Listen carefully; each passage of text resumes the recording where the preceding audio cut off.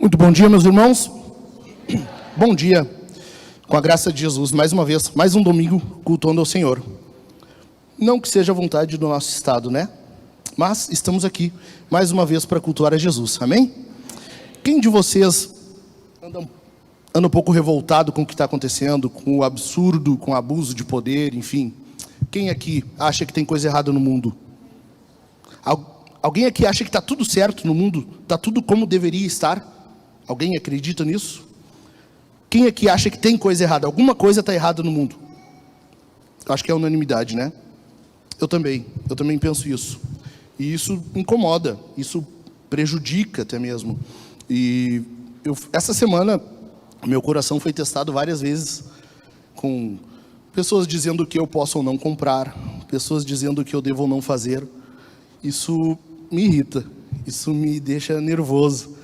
Daniel sabe, ele disse que teve dificuldade para dormir também, com o coração acelerado durante a semana. Enfim, esse tipo de coisa revolta. Mas eu quero que a gente pense um pouquinho num personagem bíblico que passou por uma situação parecida. Vamos ao texto bíblico? Abra a tua Bíblia comigo, por favor. Salmo 73. Mantém no livro que tu leu com o pastor Daniel no início do culto. Só tu vai adiantar um pouquinho alguns salmos. Nós iremos lá para o 73.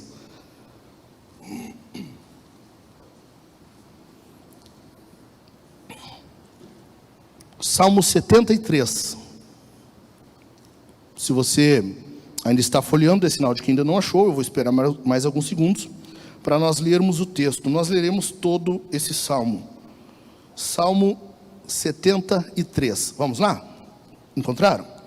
O problema da prosperidade do quê? Dos maus. De fato, Deus é bom para com Israel, para com os de coração limpo. Quanto a mim, porém, quase me resvalaram os pés. Pouco faltou para que se desviassem os meus passos, pois eu invejava os arrogantes ao ver a prosperidade dos maus.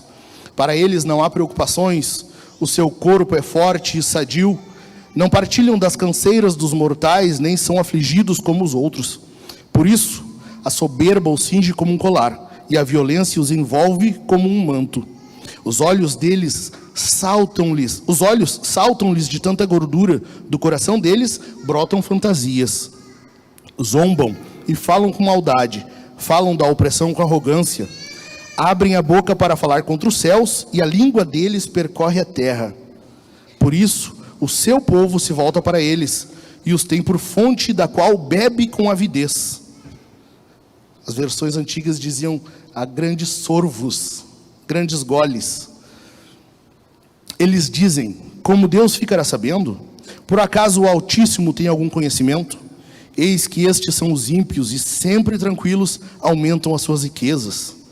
Com certeza foi inútil conservar puro meu coração, e lavar as minhas mãos na inocência, pois o dia inteiro sou afligido, e cada manhã sou castigado. Se eu tivesse pensado em falar tais palavras, já aí teria traído a geração de teus filhos, ó Deus. Em só refletir para compreender isso, achei que a tarefa era pesada demais para mim. Até que entrei no santuário de Deus, e descobri qual seria o fim deles. Tu certamente os pões em lugares escorregadios e os fazes cair na destruição. Como são destruídos num instante, são totalmente aniquilados de terror.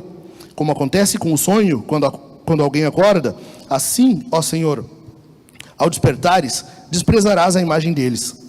Quando o meu coração estava cheio de amargura e o meu íntimo se comoveu, ou, versões antigas, senti picadas nos meus rins. Eu estava embrutecido e sem entendimento. Era como um animal diante de ti. No entanto, estou sempre contigo. Tu me seguras pela minha mão direita. Tu me guias com o teu conselho e depois me recebes na glória. Quem tenho eu no céu além de ti? E quem poderia eu querer na terra além de ti? Ainda que a minha carne e o meu coração desfaleçam, Deus é a fortaleza do meu coração e a minha herança para sempre. Os que se afastam de ti certamente perecerão. Tu destróis os que são infiéis para contigo. Quanto a mim, bom é estar perto de Deus. Faço do Senhor Deus o meu refúgio, para proclamar todas as suas obras. Amém. Pai, que a tua palavra fale ao nosso coração, que tu realize em nós o teu querer e que nós saímos daqui edificados, santificados, transformados para a glória do teu nome. Amém. Meus irmãos, para quem não conhece Asaf, para quem não pouco ouviu falar, Asaf foi o líder de louvor no tempo de Davi. Quando Davi trouxe a arca para Jerusalém, que o culto passou a ser realizado ali, Asaf foi instituído como líder de louvor. Ele era o cara, ele era o Cauê deles. Um pouco melhorado, talvez. Enfim, ele era o líder de louvor. E se nós formos ver as referências bíblicas que falam de Asaf, Asaf nunca é criticado na Bíblia. Ele é um dos poucos personagens bíblicos que só é lembrado com louvor, só é lembrado com alegria, com boas referências, com boas lembranças. Ele é sempre mencionado na Bíblia como alguém que tem um bom legado. A Bíblia, mesmo depois, quando o povo voltou do cativeiro na Babilônia, o culto, Esdras, Neemias, lembram? O culto foi instituído de novo, o templo foi reconstruído. Quem continuou com a liderança do louvor? Os filhos de Asaf. Ele é um cara muito bom na Bíblia. Sabe qual é a única crítica que há para ele? É a dele mesmo. E é isso que me encanta nesse salmo. É isso que me deixa muito animado nesse salmo, porque ele joga limpo. E os salmos têm essa característica, né? Eles jogam limpo, eles abrem o peito e falam o que estava acontecendo de fato. Então, se nós prestarmos atenção no que Asaf passou aqui, nós vamos ver que a tentação que Asaf passou, a dificuldade, a fraqueza pela qual ele passou, é de todos nós. Não só cristão, o ímpio também. Ele inveja, ele olha para os outros e ele quer aquilo, ele quer prosperar tal qual o outro. Essa é uma tentação da humanidade. E, que pena, dos crentes. Mas, nós estamos aqui para aprender com Asaf hoje. Vamos analisar, e eu quero que você preste atenção nisso aqui, ó. Preste bem atenção. O caminho do homem é sempre escorregadio e conduz à queda. O caminho do homem é sempre escorregadio e conduz à queda, se Deus não está segurando pela mão. O caminho do homem é sempre escorregadio e conduz à queda, se Deus não está segurando pela mão. Pegou isso aqui? Se tu pegou isso, tu pegou a ideia do sermão. Se tu pegou isso aqui, tu vai ter facilidade de entender o que eu vou falar a partir de agora. Certo? Então, vamos ver aqui algumas etapas pelas quais Asaf passou durante a sua crise de fé.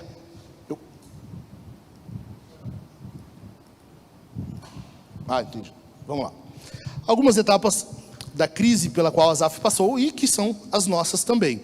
Vamos ver? Em primeiro lugar, Asaf começa no versículo 1, e aqui não é crise, né? Aqui é algo bom. Ele inicia o salmo no versículo 1 dizendo: de fato, Deus é bom para com Israel, para com os de coração limpo. Asaf está dizendo uma verdade, ou seja, parte dos teólogos, ou pelo menos para mim os mais importantes, eles vão dizer que aqui Asaf está começando pela conclusão. é um mote, ele está dando um prefácio, ele está dando uma definição sobre a qual ele vai estender o seu argumento. Ou seja, Asaf está dizendo assim, ó, eu passei por uma situação e eu aprendi uma coisa: de fato, Deus é bom para com Israel, para com os de coração limpo. Entendeu? A conclusão dele é essa. É como se tu estivesse na faculdade, fosse fazer no doutorado, que se faz trabalho que tu elabora uma tese, ou é no mestrado, enfim, sabe? Quando tu inicia, tu dá uma verdade e tu argumenta para comprovar aquilo ali. É isso que Asaf está fazendo. Ele está trazendo uma verdade para o povo de Deus, e ele vai falar como ele chegou até aquilo ali. Então, primeiro ponto, Asaf, ele inicia com isso, uma certeza, uma verdade, de fato. Ele não está dizendo, olha, para mim, Deus é bom. Eu acho que Deus é bom. Eu ouvi falar por aí, eu acredito que Deus é bom. Não.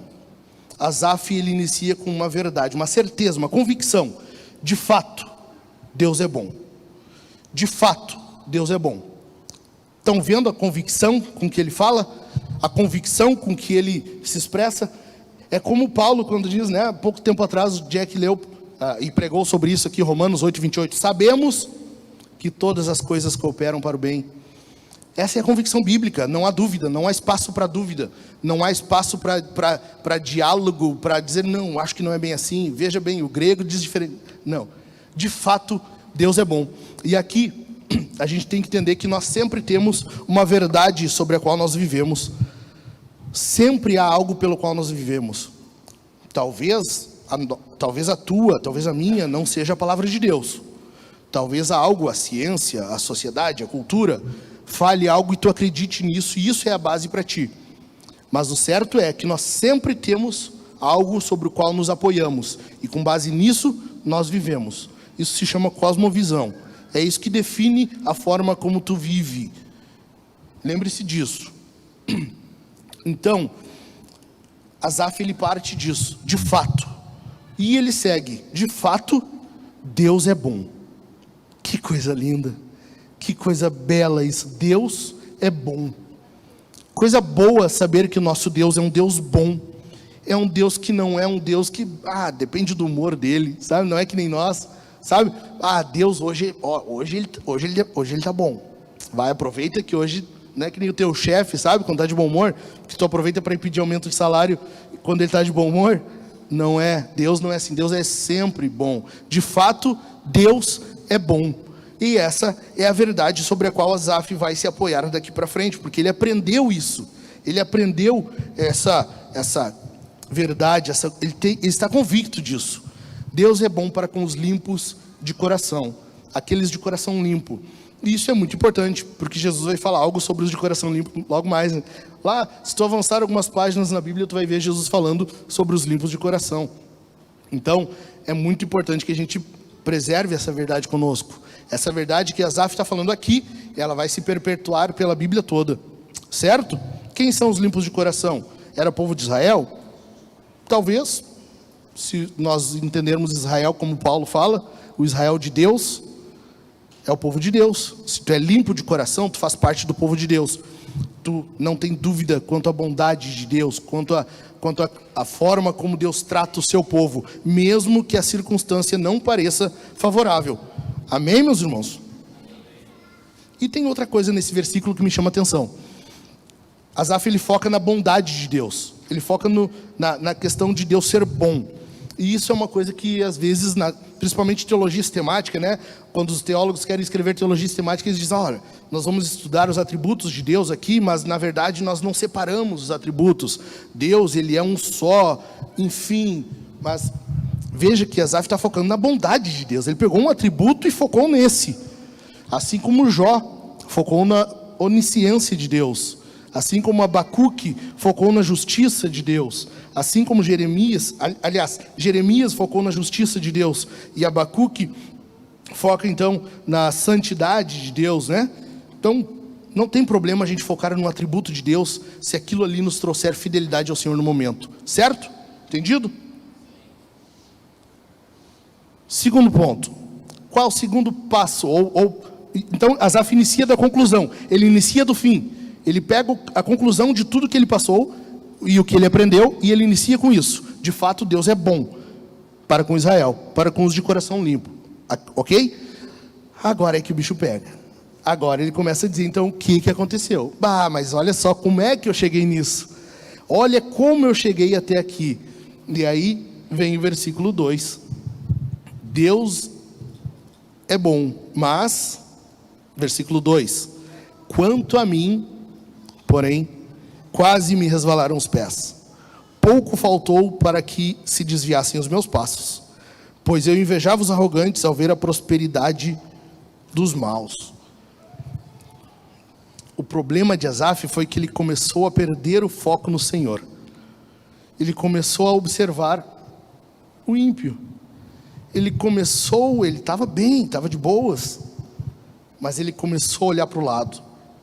E aqui começou a crise dele. Eu comecei a observar o ímpio, e eu vi que ele tem de tudo. Os olhos saltam-lhe de gordura das faces. Eles têm riqueza, eles falam soberbamente, eles agem com violência, a língua deles percorre a terra. Ou seja, eles dominam sobre os povos, eles dominam sobre as pessoas, eles agem sobre as pessoas como se fossem superiores a elas. E Asaf começou a prestar atenção nisso. Asaf começou a entender que isso era o grande problema. E isso passou a fazer muito mal para ele, porque ele começou a fazer esse contraste. E veja bem, Deus é bom para com Israel, quanto a mim. Mas e quanto a mim? E eu? Sou bom também? Eu tenho coração limpo? Deus é bom para com os de coração limpo. E eu? Eu estou nesse time aí, eu faço parte dessa galerinha dos de coração limpo? Será? Será que eu estou nessa turma? Você percebe que há uma íntima relação entre os olhos, o coração e os pés? Asaf estava focando no Senhor, ele passa a focar o ímpio, e ele diz, os meus pés quase resvalaram. Há uma íntima ligação entre os teus olhos, o teu coração e os teus pés. Aquilo que tu está focando, a verdade com a qual tu está baseado, tu está embasado, a tua motivação e as tuas atitudes. Está entendendo? Está sendo complicado? Vocês estão entendendo?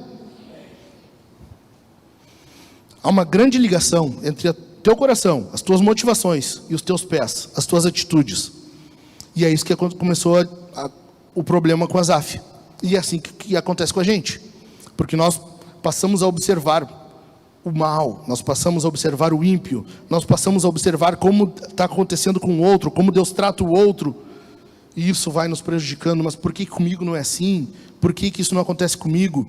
Por que isso não é? Por que eu não passo por isso? Eu queria tanto, sabe? Esse problema de focar no outro, focar na horizontal, ao invés de tu manter os teus olhos no Senhor.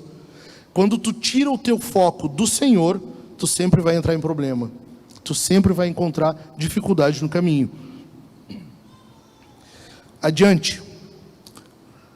Quando Asaf passa a observar o ímpio, quando ele passa a desconsiderar somente o Senhor, e passa a observar o ímpio, ele faz o quê? O que ele diz? Eu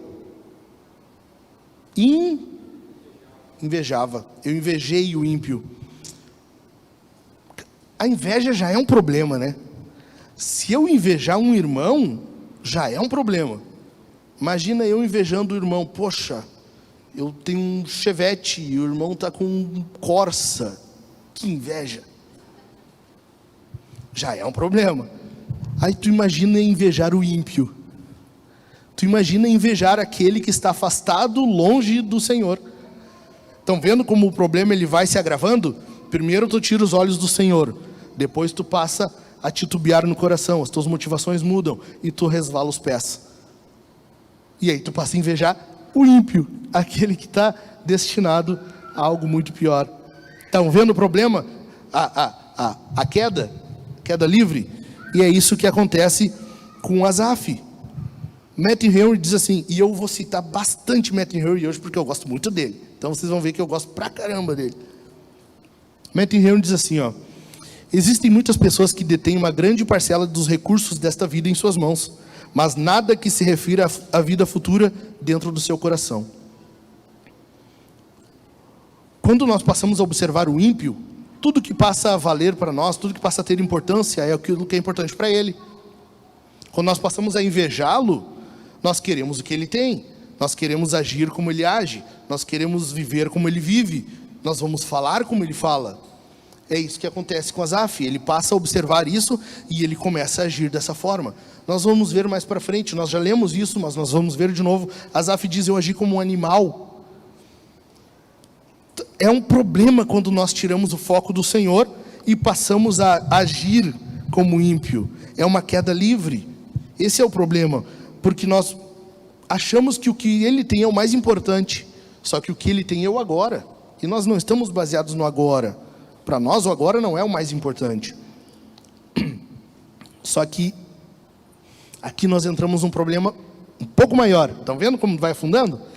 A inveja, ela é idolatria.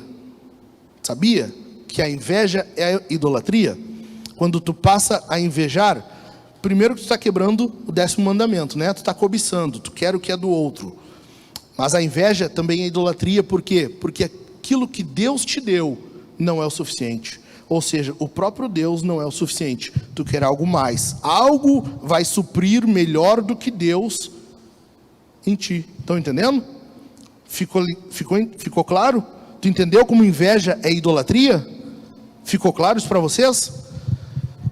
É um problema quando tu tira os olhos do Senhor e passa a observar o ímpio, e isso começa a agir no teu coração corroendo, causando inveja, porque isso tirou Deus do trono do teu coração. E outra coisa passou a ter lugar ali, e outra coisa vai suprir aquilo, ou pelo menos tu vai tentar fazer com que assim seja. Acontece que nunca supre. Como diz o Keller, né? Agora eu conquistei o Daniel. Citei Keller, deu, ganhei o Daniel. O Keller diz assim, que no ser humano há um espaço que só Deus preenche. Todo ser humano, a busca de todo ser humano, mesmo aquele que nega, a busca dele, a grande busca da vida dele é por Deus, é por Jesus. Mesmo o cara que diz: não, eu sou ateu, eu não acredito, Deus não existe, ele está buscando por Deus. Mesmo esse, a grande busca do homem é por Deus. E invejar então é idolatria. E esse é um problema muito grande, quando nós invejamos o ímpio. Por quê? Porque Deus está dando algo para ele. Deus está dando para ele um carro bom, Deus deu uma casa boa, Deus dá saúde, Deus deu um corpinho ajeitadinho para ele. Meu irmão, tu vai invejar isso quando Deus te deu o próprio filho dele. Deus deu Deus, e tu está reclamando porque o irmão está com um Corsa. Tu está reclamando porque o ímpio comprou uma Mercedes, sendo que Deus te deu Deus. Está vendo como isso passa a ser irracional? Como isso passa a ser uma coisa que não faz sentido? Deus deu o filho dele. Deus pegou o filho dele: meu filho, vai lá.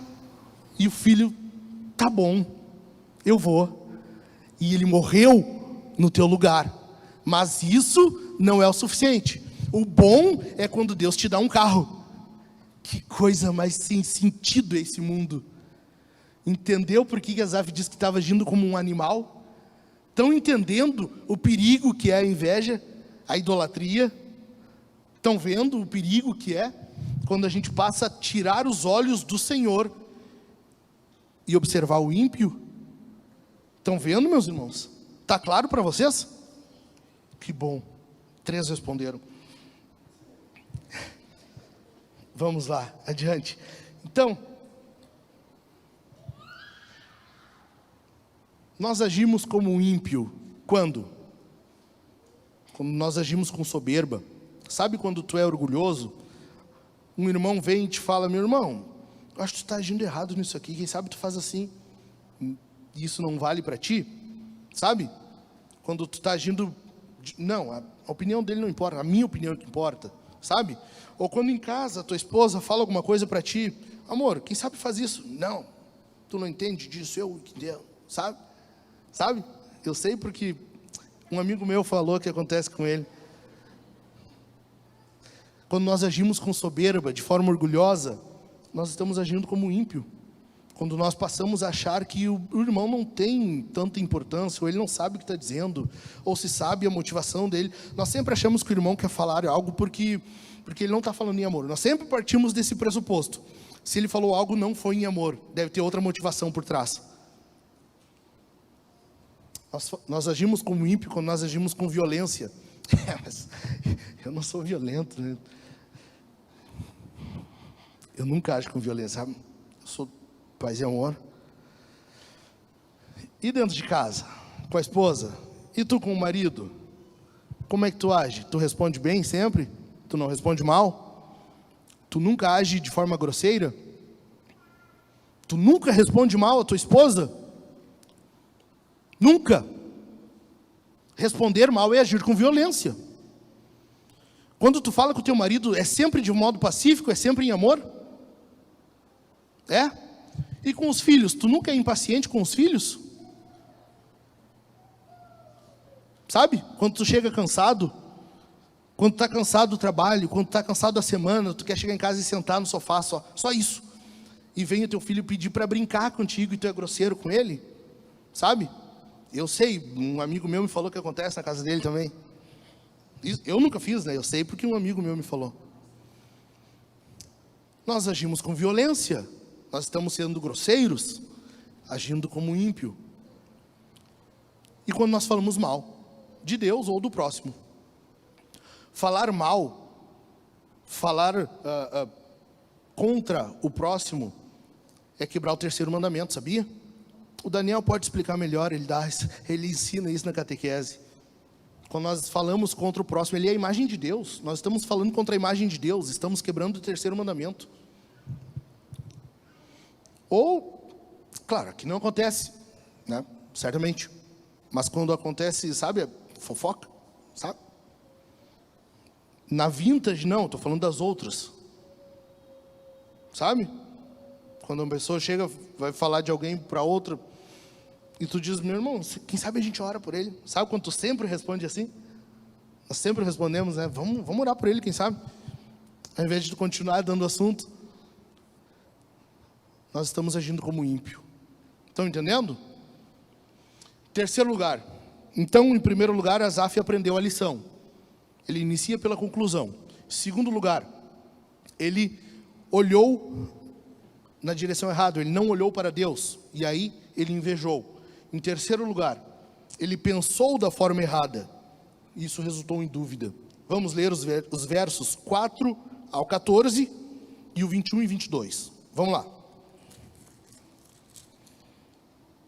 Para eles não há preocupações, o seu corpo é forte e sadio, não partilham das canseiras dos mortais, nem são afligidos como os outros. Por isso, a soberba os cinge como um colar, e a violência os envolve como um manto. Os olhos saltam-lhe de tanta gordura, do coração deles brotam fantasias. Zombam e falam com maldade, falam da opressão com arrogância. Abrem a boca para falar contra os céus, e a língua deles percorre a terra. Por isso, seu povo se volta para eles, e os tem por fonte da qual bebe com avidez. Eles dizem, como Deus ficará sabendo? Por acaso o Altíssimo tem algum conhecimento? Eis que estes são os ímpios, e sempre tranquilos aumentam as suas riquezas. Com certeza foi inútil conservar puro o meu coração, e lavar as minhas mãos na inocência, pois o dia inteiro sou afligido, e cada manhã sou castigado. Versos 21 e 22. Quando o meu coração estava cheio de amargura e o meu íntimo se comoveu, eu estava embrutecido e sem entendimento. Era como um animal diante de ti. Então, Asaf começou a pensar da forma errada. Ele passou a ter dúvida. Ele chegou então, de fato, numa fraqueza espiritual. Ele enfraqueceu. Tanto que no verso 2, ele diz, os meus pés quase resvalaram. Ele simplesmente passou a duvidar da palavra de Deus. Ele passou a entrar numa crise de fé. Ele não acreditava mais que o que ele fazia valia a pena. Ele passou a ter dúvida no coração. E veja bem que Asaf, na Bíblia, ele é chamado de vidente, né? Asaf era vidente, só que ele estava vendo de forma errada, ele estava vendo mal. Um vidente que não estava tendo uma boa visão. Irônico. Um vidente que não estava vendo bem. E assim era o caso de Asaf. E assim é o nosso caso, às vezes. Asaf passou a ser como o incrédulo. E veja que o versículo 22 diz que a incredulidade é irracional, ou seja, é como um animal. Eu agi como um animal diante de ti. O incrédulo, ele age diante do Senhor como um animal. Isso que acontece com a gente. Quando nós olhamos só para o agora, só o que importa é aqui, é agora. Só o que vale a pena é aqui. Eu tenho que ter um emprego bom, eu tenho que ter um salário bom, eu tenho que ter uma casa boa, eu tenho que ter um carro bom, eu tenho que ter filhos que sabem falar 2 idiomas. Minha filha tem que sentar sem colocar os cotovelos na mesa. Os meus filhos precisam saber fazer embaixadinha com a bola, pelo menos 15, sabe? Quando só o que vale é o aqui, o agora, sabe? É isso que estava acontecendo com Asaf. Ele começou a acreditar que só o importava o aqui e o agora. O ímpio prospera, o ímpio fala do jeito que quer, ele vive do jeito que quer, ele come churrasco todo domingo. Tá, isso eu invejo. Eu invejo quem come churrasco todo domingo. Tá, estou abrindo o peito. Estou confessando, eu invejo. Come churrasco todo domingo, eu tenho inveja de ti. Pablo, tu come churrasco todo domingo, eu tenho inveja de ti. Estou abrindo o peito, tá? Estou confessando, orem por mim. Para que isso passe a não pesar no meu coração. É que churrasco é difícil. Verdade. Asaf começou a olhar para o aqui e o agora. E veja que o versículo 22, 21. O versículo 21, eu acho legal que os tradutores, eles dão uma embelezada, né? Versículo 21 diz assim: quando o meu coração estava cheio de amargura e o meu íntimo se comoveu. Ah, que lindo, que poético. Asaf está dizendo, sabe o quê? Eu fiquei com pedra nos rins. Eu senti picada nos meus rins, ele está falando. Cadê o Pedro? O Pedro deve saber mais ou menos como que é isso. Ele estava essa semana e na semana anterior com um pouquinho, umas britas nos rins. Pouca coisa, uns cascalhozinhos. Dizem que dói, né? Há quem diga, a dor de rins dizem que é horrível, né? Mas há quem diga que a mulher tendo dores de parto chega quase ao que um homem sente quando tem dores de cabeça. Há quem diga. Eu acredito, eu sei como é. Asaf estava dizendo que tinha pedra nos rins, ficou com picadas nos rins. Ele começou a ter dores corporais. Ele começou, claro que a Bíblia diz que rins, ou às vezes intestinos, é o âmago da pessoa. Mas a Bíblia também diz que o problema espiritual acaba resultando no corporal. É bem possível que Asaf tenha ficado realmente com pedra nos rins. É bem possível. Eu não vou comprar essa briga. Pode ser só meu íntimo, pode ser pedra nos rins. Para mim pode ser os dois. O certo é que ele estava dizendo que isso teve consequências gravíssimas. O fato de ele pensar isso, o fato de ele agir com incredulidade, e isso resultar nele agindo diante do Senhor como um animal, acabou deixando ele com picadas nos rins. O íntimo dele se comoveu, ele estava mal. É isso que acontece com a gente. O problema é que hoje a gente não é tão incomodado assim. O problema é que hoje a gente olha para o ímpio, a gente inveja ele, a gente fica com incredulidade e age normalmente. Esse é um problema. Que bom se nós sentíssemos picadas nos rins, e isso nos trouxesse de volta à fé, nos trouxesse de volta para perto do Senhor. Que bom se fosse assim. Que bom se fosse. Mas não para aí. Asaf, ele parte para a religiosidade. E aqui é bom que o Keller fala disso bastante de novo. Ele se torna religioso. Ele diz: é inútil. Inútil. Lembra? Versículo Versículo 13. É inútil, ou seja, ele olha para o ímpio tem carro, tem casa, tem churrasco, tem saúde. Ele olha para ele e ele diz: é inútil conservar limpo o meu coração. Ou seja, ele está achando que a religiosidade, ele está achando que o fato de ele ser fiel a Deus vai dar a ele carro, casa, churrasco, saúde. Entendeu o raciocínio de Asaf aqui? É isso que ele está dizendo. Eu olhei para o cara, para o ímpio que está distante do Senhor, e eu vi ele bem, eu vi ele com saúde, eu vi ele cheio de filhos, uma casa linda, um gramado verdinho. E eu olhei para mim e eu não tinha isso, e eu disse: é inútil conservar limpo o meu coração. Lembra que eu falei que mais para frente Jesus vai falar disso? Jesus disse: bem-aventurados os limpos, porque eles o que? Quem lembra? Verão a Deus. Asaf não quer ver a Deus, ele quer ter carro, casa, saúde, é isso. Então, vendo como isso se torna irracional, tu pensar no aqui e agora, tu querer o aqui e o agora, tá vendo? Tá percebendo isso? Além do mais, essa religiosidade, achar que Deus tem que dar algo em troca, achar que o fato de nós virmos todo domingo aqui no culto, vai fazer com que Deus te dê um emprego bom, uma casa boa, colegas legais. Meu irmão, está tudo errado se tu pensa assim. Está tudo errado se tu acredita dessa forma. Está tudo errado.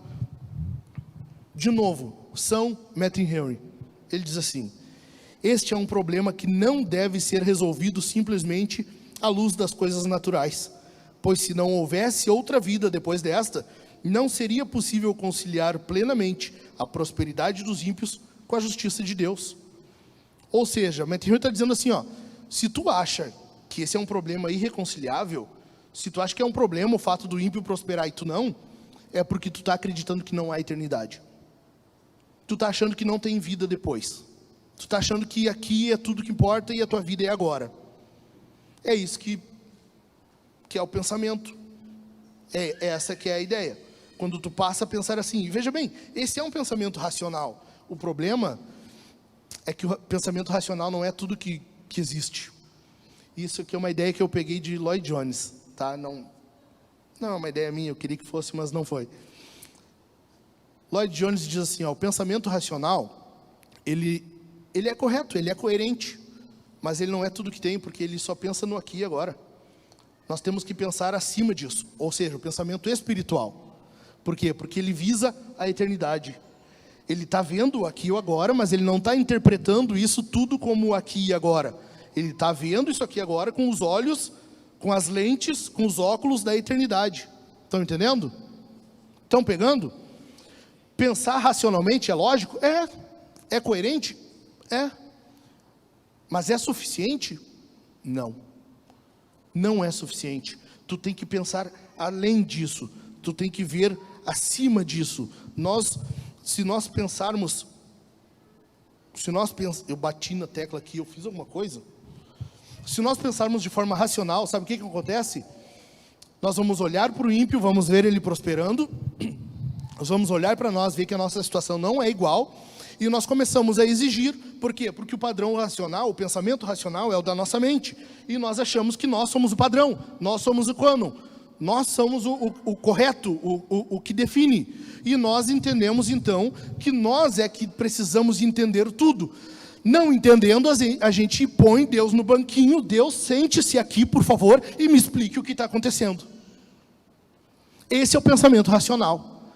É nós achar que Deus nos deve explicações.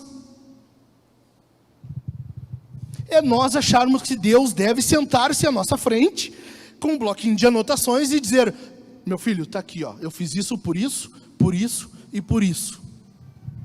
Estão entendendo? Esse é o pensamento racional.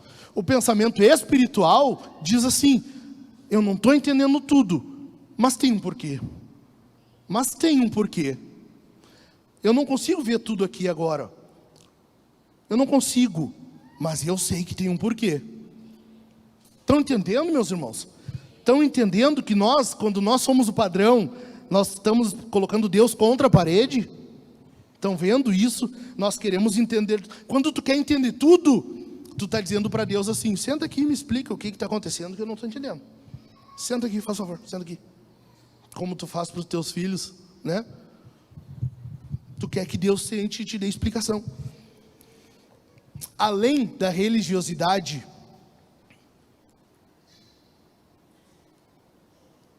eu não sei, eu fiz alguma coisa errada ali, depois eu vejo o que eu fiz. Eu não sei, acostumado com isso aqui, né? Acostumado com o retroprojetor, tu ia lá, tirava a lâmina, botava outra, era bem mais fácil. Além da religiosidade, ele passa a se tornar, de fato, um incrédulo. Ou seja, de não só aquela incredulidade de dúvida que eu falei um pouco antes. Ele passa a entender de forma mais concreta que a coisa não vale a pena. Porque no versículo 13, Asaf diz assim, ó: com certeza foi inútil. Lembra que no início ele fala, de fato, Deus é bom? Quando ele passou pela crise, ele estava dizendo assim: com certeza foi inútil conservar limpo o meu coração, lavar as minhas mãos na inocência. Com certeza, ele estava, estão entendendo que esse era o pensamento dele? Asaf estava incrédulo, para ele já não valia mais, para ele estava tudo perdido. O tempo de fé dele tinha sido o tempo perdido. O tempo que ele passou no tabernáculo louvando, conduzindo os irmãos na adoração, tinha sido em vão. O tempo que ele passou lá no tabernáculo, orientando o pessoal no louvor, conduzindo o pessoal na adoração, tinha sido em vão. Ele diz: com certeza foi inútil. Com certeza foi inútil. Essa não é a nossa forma de pensar, às vezes? A gente não vai, às vezes, o que eu estou fazendo? Vamos jogar limpo? Vamos abrir o peito? Quantas vezes eu já pensei isso?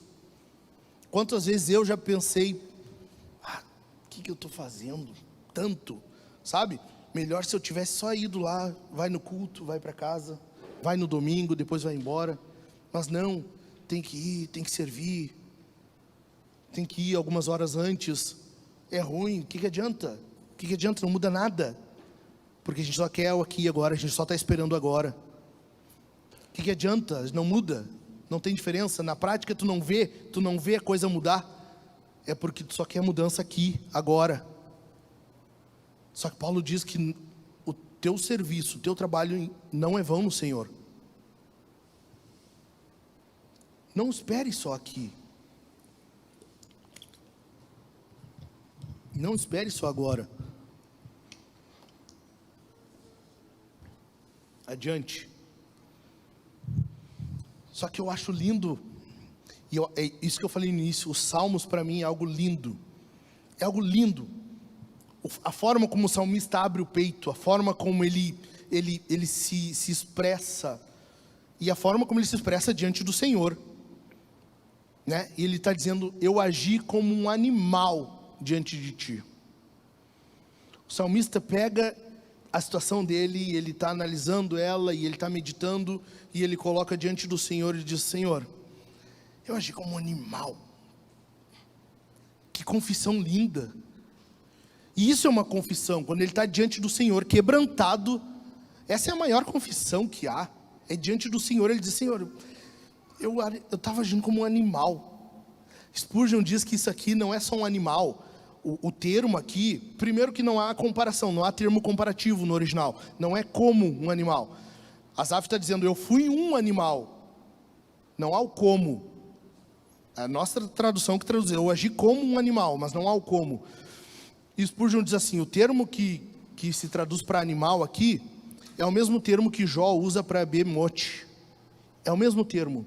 Ou seja, Asaf está dizendo assim: não só eu fui um animal diante de ti, Asaf está dizendo: Senhor, eu fui a própria besta fera diante de ti, eu fui a pior das aberrações diante de ti.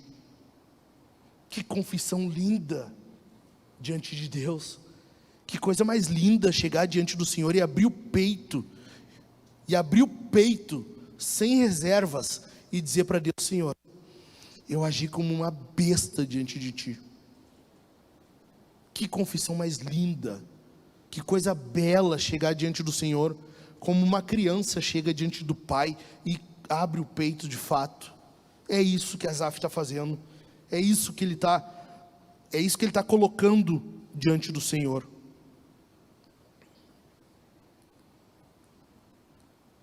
Eu estou dizendo que eu mexi em alguma coisa aqui. Passa para mim aí, por favor. Aí. Acho que eu descobri. Estou entendendo. Aos pouquinhos a gente vai pegando. É como pouco tempo atrás eu troquei o Android, eu comprei um iPhone. Sim, eu tenho um iPhone agora. Quem diz que não rende? Estou brincando, meus irmãos. Calma, estou brincando. Aos poucos a gente vai descobrindo as coisas. É que eu apertei no botão do meio, acho que é isso aqui, né? Daí para isso. Não. Eu achei que tinha aprendido alguma coisa, não aprendi coisa nenhuma. Meus irmãos, continuando. Quarto passo na crise, quarta etapa da crise de Asaf, que é o que nós passamos no dia a dia, no decorrer da vida cristã. Asaf voltou a olhar para o lugar certo, começou a retomar a sensatez. Vamos aos versículos 15 ao 20 e 23 e 24. Se eu tivesse pensado em falar tais palavras, já aí teria traído a geração de teus filhos, ó Deus. Em só refletir para compreender isso, achei que a tarefa era pesada demais para mim, até que entrei no santuário de Deus e descobri qual seria o fim deles. Tu certamente os pões em lugares escorregadios e os fazes cair na destruição. Como são destruídos num instante, são totalmente aniquilados de terror. Como acontece com o sonho, quando alguém acorda, assim, ó Senhor, ao despertares, desprezarás a imagem deles. 23 e 24. No entanto, eu sempre estou contigo. Tu me seguras pela minha mão direita. Tu me guias com o teu conselho e depois me recebes na glória. Quarta etapa. Asaf volta a ter o tino, volta a sensatez.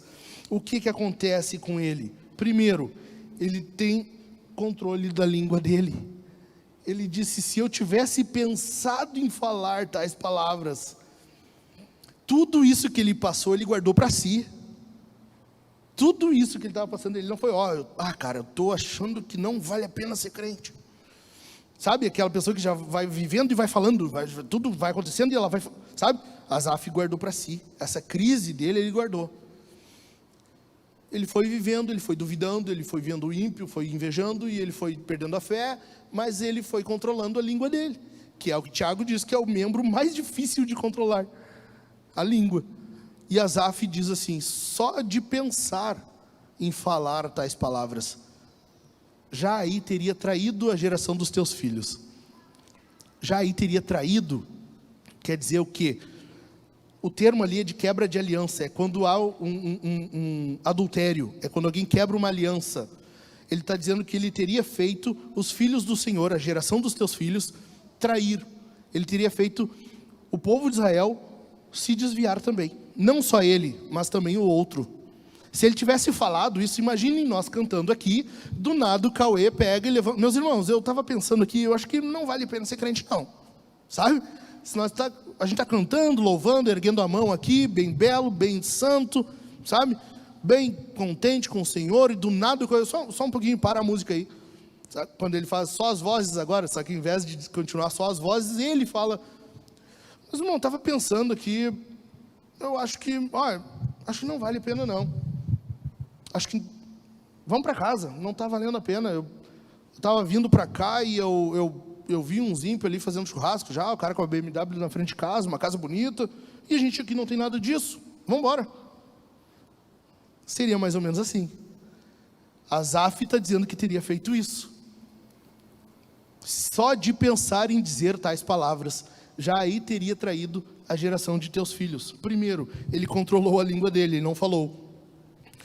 Se de pensar em falar já teria traído, imagina falando o mal que ele teria causado, tá? Ou seja, ele teve controle da língua. Na Bíblia isso é chamado de domínio próprio. Ou seja, é quando o Espírito Santo dá uma ajudinha ali, tem a ver com o Espírito Santo, tá? Dá uma pesquisada lá, Gálatas 5, por ali, tu vai achar alguma coisinha ali falando disso. É quando tu não sai falando tudo que vem, sabe? Quando tu vem, surgiu aqui, já desce aqui, sai, sabe? É tu controlar um pouquinho, tem que ter um pouquinho de domínio. É mais ou menos isso. Mas Asaf acorda num domingo de manhã, bem belo, escova os dentinhos dele, sem vontade. Ele disse, queria continuar dormindo, eu não estou a fim de ir para o culto. Mas vamos lá mesmo assim, né? Eu estou achando que não vale a pena, mas vamos mesmo assim. Eu vou no meu jumentinho aqui, o cara está indo de BM. Eu vou aqui na minha cheveteira e o cara está indo ali com a Jeep Renegade. Não que eu queira estar louco. Enfim, sabe? Ele está indo para o culto sem vontade, assim. Mas ele diz o quê? Até que. Aqui foi o ponto divisor de águas. Ele está tendo uma crise de fé, ele está invejando, ele está duvidando do Senhor, ele está a ponto de botar isso para fora e causar uma divisão na igreja, fazer os irmãos ir tudo para o mundo, escutar JM. Ele está San Marino, então, que seja.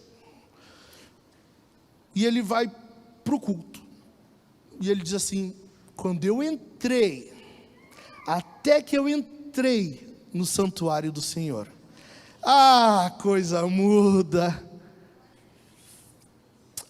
Que coisa linda isso, meus irmãos. Até que ele entra no santuário do Senhor. O ambiente de culto. Olha para o lado aí. Olha, não é para falar nada, fica tranquilo, não vou mandar tu falar nada. Só olha para o ladinho, hein? Olha, só olha para o lado. Olha na volta, olha aqui, olha para ali.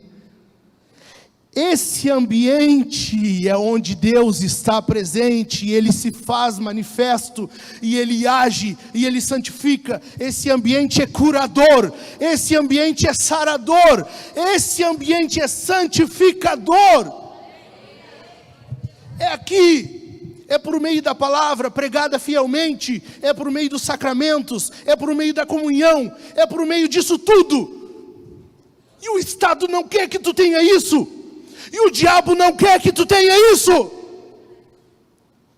O diabo não quer que tu se reúna com os teus irmãos. O diabo não quer isso aqui, olha para o lado. O diabo não quer isso aqui, porque ele sabe que aqui Deus está transformando corações. Ele sabe que aqui ele não tem vez.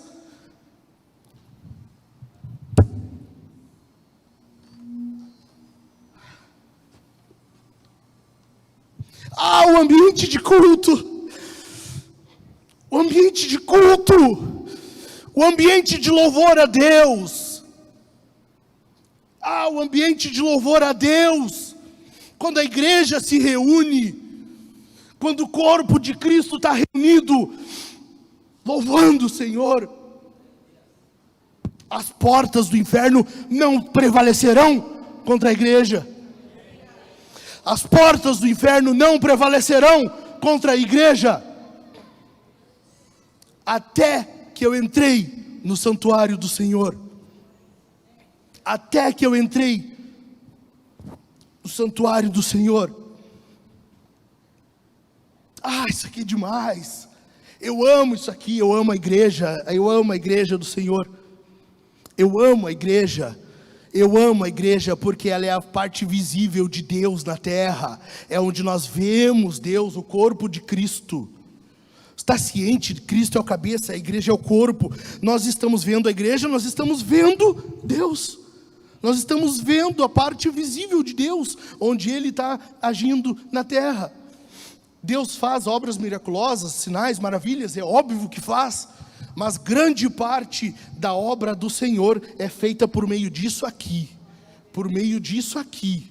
por meio desse ambiente aqui, quando a palavra de Deus é pregada fielmente, quando tu abre a Bíblia no culto e tem alguém ensinando fielmente a palavra do Senhor, de forma fiel, crendo que isso aqui transforma vidas, crendo que isso aqui transforma coração, crendo que isso aqui vai te dar a visão necessária para entender que o mundo pode ter o que for, nós tendo Deus é o suficiente. Ah, coisa linda isso aqui. Coisa linda a igreja de Cristo. O Arsby diz assim: o ponto de vista de Asaf sobre um problema, o problema da prosperidade e do mal, que era o grande problema dele, o ponto de vista dele mudou quando considerou não as circunstâncias ao seu redor, mas o destino adiante dele. Ou seja, quando Asaf entrou no santuário e ele se deu conta, quando o culto a Deus, quando o sacrifício, quando o louvor ao Senhor sendo ministrado começou a acontecer, e ele se deu conta de o ambiente onde ele estava, de quem era Deus, que ele voltou os olhos de novo para os céus, ele entendeu o que era que estava acontecendo. Ele entendeu, a circunstância não mudou, o ímpio continuou tendo tudo o que tinha, agindo como agia, falando o que falava, nada mudou na circunstância, mas ele mudou. Ele mudou. Quando tu entra nesse ambiente aqui, tu muda, nós nos tornamos mais parecidos com Jesus, nós somos transformados, nós somos santificados. O ímpio continua, o mundo continua, o diabo vai tentar te derrubar de qualquer jeito, mas tu está mais firme no Senhor, tu está mais firme na fé. É isso que acontece aqui, nesse ambiente, é isso. Glória a Deus, glória a Deus. Estão vendo a diferença disso para a religiosidade? Quando Asaf ia, ele dizia, não, foi inútil, com certeza foi inútil conservar limpo o meu coração e lavar as minhas mãos na inocência. Ele estava achando que o fato de ele ir cultuar, ele tinha que receber alguma coisa. O culto é o contrário, meus irmãos. O culto é nós que entregamos. O culto, nós viemos aqui não para receber. Nós não, apesar de nós recebermos, nós somos santificados, nós somos limpos pela palavra. Enfim, nós recebemos muita coisa, é verdade. Mas nós não viemos com esse propósito. Senão nós somos o ídolo, nós somos o Deus. Nós viemos aqui é para entregar. Culto é entrega. Culto é onde tu entrega. Culto é onde tu te derrama diante do Senhor. Culto é onde tu levanta louvores a Deus. Culto é onde tu rende culto, louvor, adoração a Deus. E isso é culto. E é diferente da religiosidade, onde tu quer alguma coisa, tu busca alguma coisa. Entendeu? Entendeu? Essa é a diferença. Quando tu vem com essa mentalidade, eu vou lá, eu vou render o meu culto, o meu melhor, eu vou entregar a Deus tudo que eu tenho e que eu posso, eu estou indo lá é para isso. A coisa muda, a história muda, é outra história. Ah, que coisa linda. Versículo 23, Asaf diz assim, vamos ver aqui. No entanto, estou sempre contigo. Asaf agiu como um animal. Ele agiu como uma besta diante do Senhor. Mas ele está dizendo, eu estou sempre contigo. Ainda assim, mesmo como um animal, mesmo como uma besta, eu era um elefante numa loja de cristal. Ainda assim, eu estou sempre contigo. Mas olha o detalhe, a providência do Senhor. Tu me seguras pela minha mão direita. Não foi porque Asaf se manteve fiel. Não foi Asaf, ó Senhor, eu fui ao culto, eu louvei, eu fiz, eu aconteci. Não, é Deus que segurou ele pela mão. Sabe quando ele diz lá no versículo 2 que ele quase escorregou? Sabe? Quando ele está dizendo que eu quase caí. Tem um pastor do século 17, John Hooper. Ele diz assim, ó, esse quase é a diferença entre Deus e o homem. Esse quase é a diferença entre Deus e o homem. Porque se fosse pelo homem, ele teria caído, teria resvalado, teria deslizado e tinha caído. O quase é a diferença, porque Deus está segurando ele pela mão. Sabe quando tu quase cai, mas tu não... Sabe quando tu quase cai, sabe? É Deus que está te segurando. É Deus que está te segurando pela tua mão direita. É Deus que está te segurando. É Deus. Isso é providência. Isso é perseverança. Isso é Deus te mantendo como filho. O não filho, o ímpio, o destino dele é diferente. Nós lemos isso. Mas o filho não, Deus não deixa cair. Deus não deixa, nem chega na pontinha dos dedos, ele não deixa cair. Jesus falou alguma coisa parecida também, né? João 10. As minhas ovelhas estão na minha mão e ninguém o quê? As arrebatará, uma coisa assim, né? Parece que é. Parece que tem a ver. Deus não deixa tu cair. Deus não deixa tu cair. Era para tu estar dando um glória, era para deixar o menino rodar aqui. Deus não deixa tu cair. Sabe quando tu tá sendo tentado, sabe? Todo mundo passa por tentação, e isso até o filho passou. Até Jesus foi tentado. Ele não caiu, mas ele foi tentado. Sabe quando tu está sendo tentado, mas tu não cai? É porque Deus está aqui, ó. Vem, meu filho, vem, volta aqui com o pai. Volta aqui com o pai. É Deus te segurando. É Deus te guardando. É Deus te mantendo no caminho dele. Glória ao nome dele. Glória a ele. Bendito é o nome do Senhor. Vamos adiante.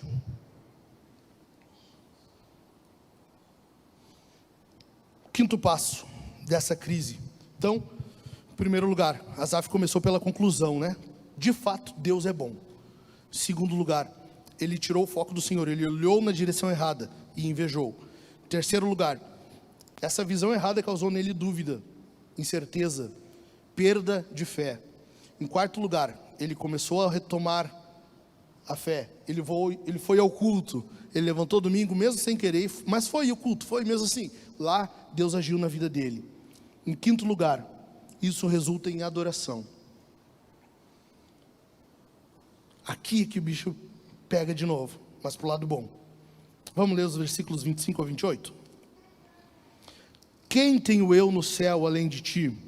E quem poderia eu querer na terra além de ti?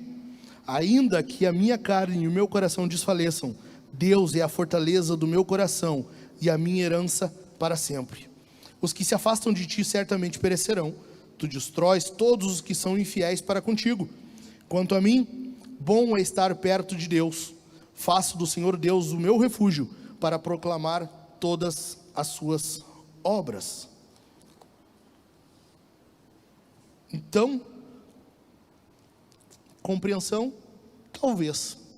Adoração, sempre. Vai ter momentos em que tu vai entender o que está acontecendo? Vai. Às vezes Deus vai te dar discernimento, tu vai entender, olha, eu acho que isso aqui é ataque do inimigo. Acho que é o diabo lançando algum dardo para me derrubar. Vai ter vezes que tu não vai compreender? Vai. Vai ter vezes que tu não... Olha, eu não sei o que está acontecendo. Não sei. Eu não sei pelo que eu estou passando. Mas em todo caso, adoração sempre. Sempre louvor a Deus. Sempre. A quem tenho eu no céu além de ti? E na terra não há quem eu deseje além de ti. É isso, é adoração. É saber que para nós, Deus é suficiente.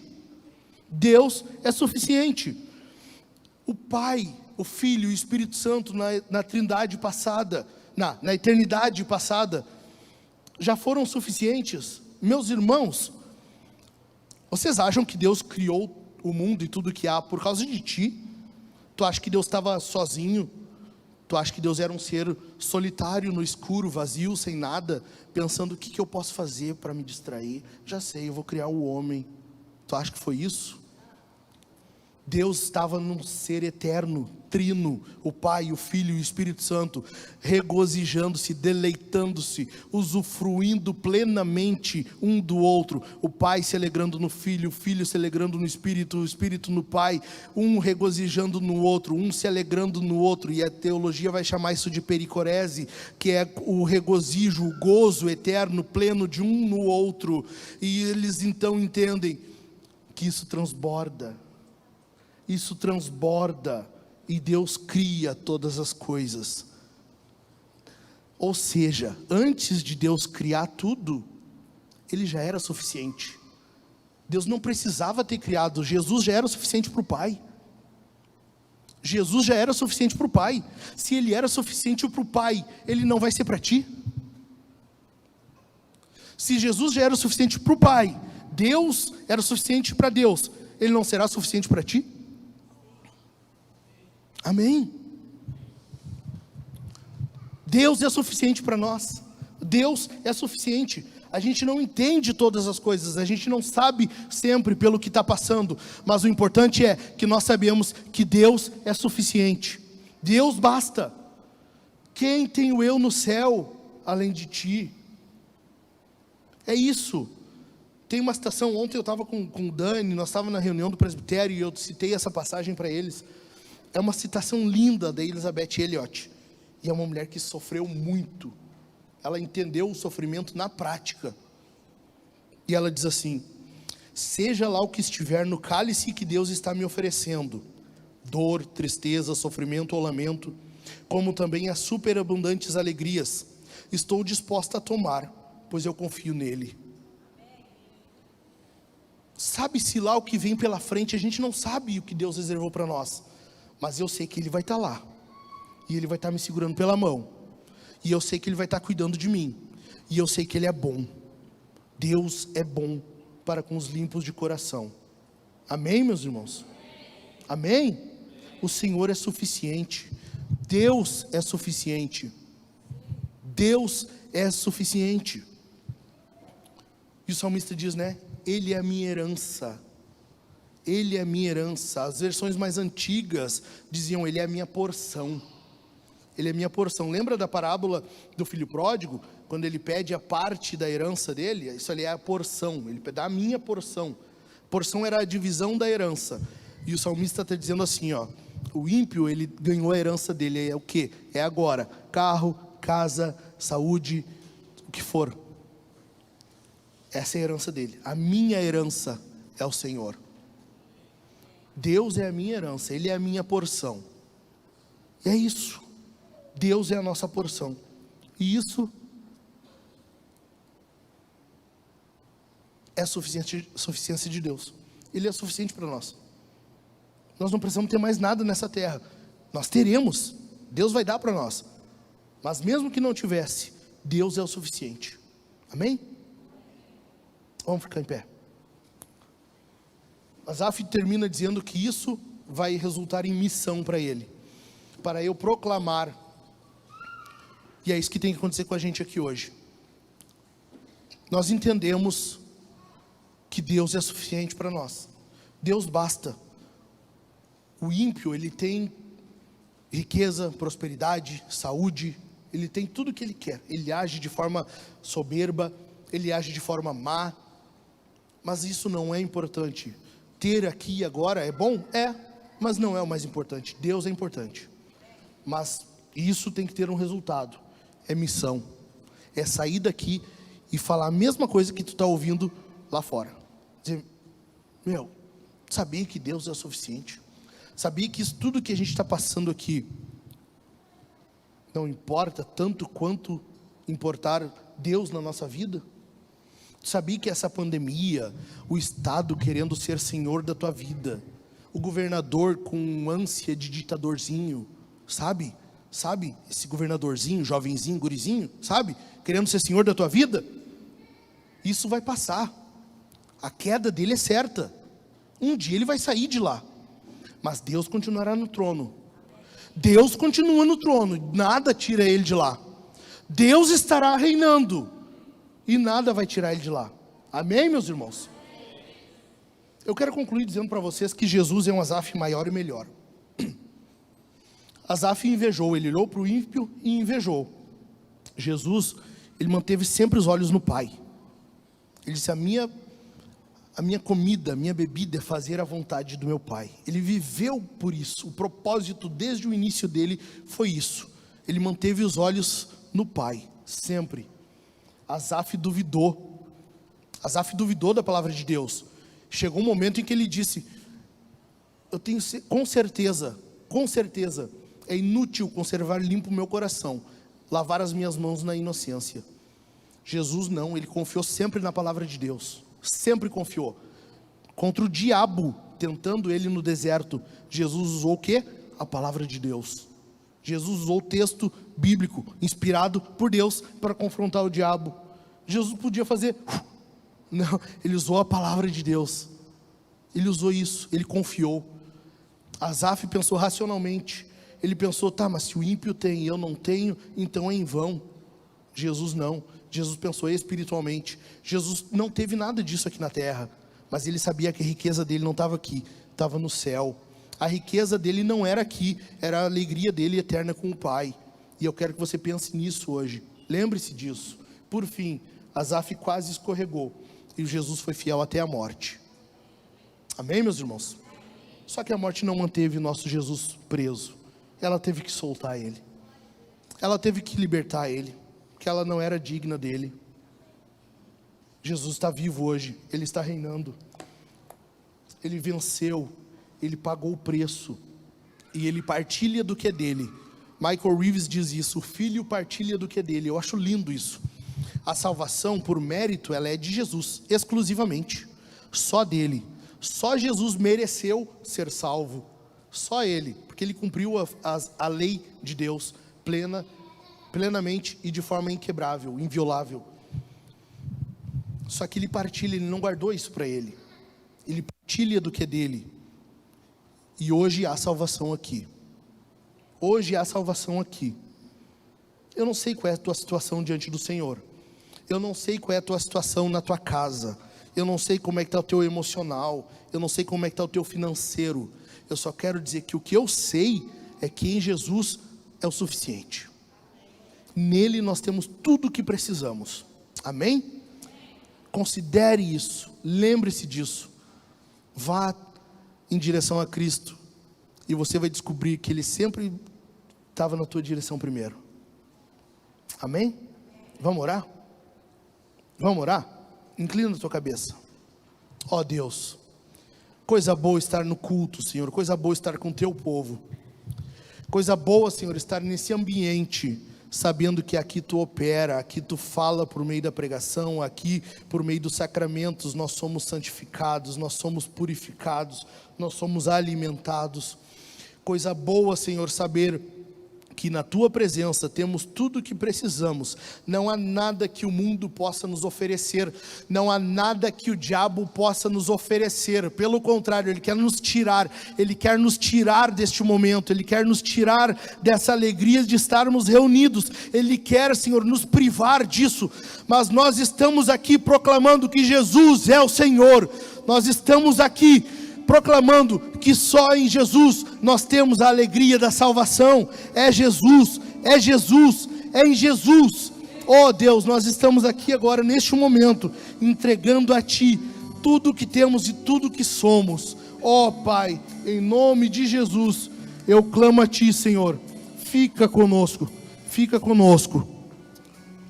Meus irmãos, nós vamos responder ao sermão. Vamos responder a esse sermão de 3 formas. A primeira delas é louvando a Deus, é cultuando, é entregando louvor ao Senhor. Cante ao Senhor, cante com alegria, cante como Deus sendo todo suficiente para ti. Amém? Cante alto. Em segundo lugar, nós vamos participar do sacramento, da ceia. Venha em reverência, examine-se, pois, o homem a si mesmo, e assim coma. Se tu está em arrependimento, se tu te arrependeu dos teus pecados, tu é convidado a participar da mesa do Senhor. Se tu é cristão, se tu partilha da comunhão, venha, participe da ceia conosco. e é uma alegria estarmos em comunhão contigo. Aqui tem os irmãos na frente, 2 casais, tem o pão, você pega o pão e mergulha, ou no vinho, ou no suco de uva, não é tangue. Cálice dourado, suco, cálice bronze, vinho. Tu vai mergulhar de acordo com a tua consciência e participar da ceia do Senhor, ok? E a terceira forma que nós responderemos ao seu irmão é com as nossas ofertas. Você vai ofertar. Ali atrás estará a Cid, ela está com a maquininha. Você pode passar no cartão, crédito, débito, enfim, o que tu quiser, conforme tu organiza a tua finança. Tem o gasofilácio também, se tu quer depositar em dinheiro, pode pôr ali. E tem o Pix, que é um QR Code na parede, ali tu pode transferir direto, se tu quiser. Mas oferte. Deus deu o filho dele. Deus deu o melhor que ele tinha, que era o filho dele. É impossível que tu não tenha algo a oferecer ao Senhor. Amém? Vamos responder ao sermão? Cante alto, participe da ceia, oferte, tudo em alegria ao Senhor.